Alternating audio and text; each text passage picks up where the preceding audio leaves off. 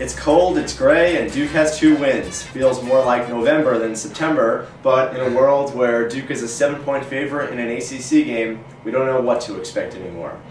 Welcome to the Chronicle's video podcast. I'm Ben Cohen. I'm Matthew Iles. And we're here today to preview Duke's Saturday game with Virginia at noon in Wallace-Wade Stadium. And first, Matt, the thing that's on our mind, Duke, a 7-point favorite, probably expected to win this game. Why? Basically, it has a lot to do with the fact Duke obviously having one of its best seasons in a long time, but really I think the bigger issue here is that Virginia is in all sorts of bad troubles. They're dead last or almost dead last in every single statistical category in the ACC, and then they've got all the issues that we've been hearing about in the press with their quarterback. They lost their starter last year to academic ineligibility. They just lost their next starter in line, Peter Lalich, to breaking his probation, and now they're down to their third string, who he didn't really show much of anything 2 weeks ago, I guess, against Connecticut.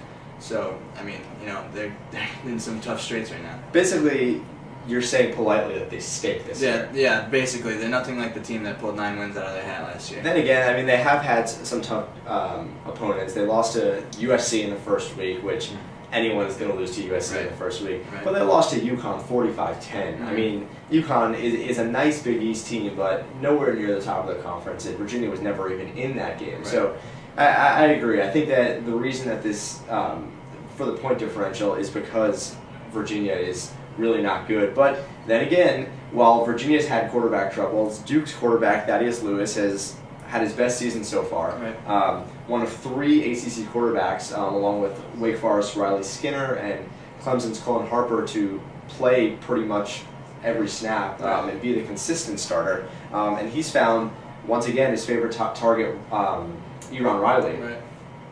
Will Lewis and Riley just go off again in this game? I think a lot of people are going to get their touches this week. With Virginia's rush defense is just abysmal. So, the 3-headed attack of Jay Hollingsworth and Tony Jackson, who's not back from his injury, right, and Clifford Harris. Right. I think they're going to rack it up. And then, of course, you got Thad and Zach Asak, who can run the ball too. But yeah, Eron is going to have another big day, I think, and hopefully we can see Johnny Williams a little bit again, Raphael Chestnut. I think this is going to be, if this were fantasy football, I think this would be a great day to have a lot of Duke players starting for you. So Duke shouldn't lose this game, right? But then again, it is Duke. They haven't won an ACC game yet. They haven't won one in 2 years. So until they do, we can't really say that they're supposed to win the game and they should win the game. But should they? I think all those reasons you just gave is exactly why they're only favored by 7.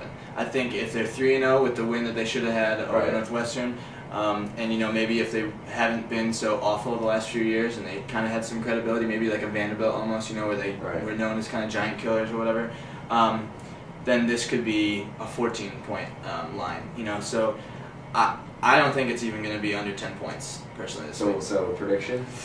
I don't think Virginia scores over 10 points. So I'm going to say 31-7.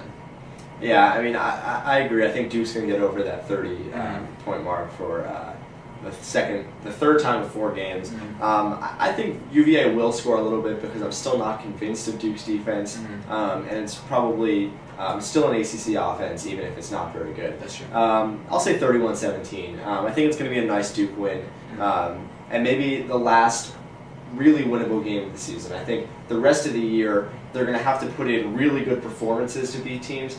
I think they can get by with a decent game on Saturday and still win. Yeah, I agree. Yeah, we talked about it looking at the schedule before the year that these first 4 games were all going to be winnable, and then after that it just got a lot harder. Thanks for joining us today on the Chronicle's video podcast. Join us again on Sunday as we break down the results from the game with the Cavaliers. Take care.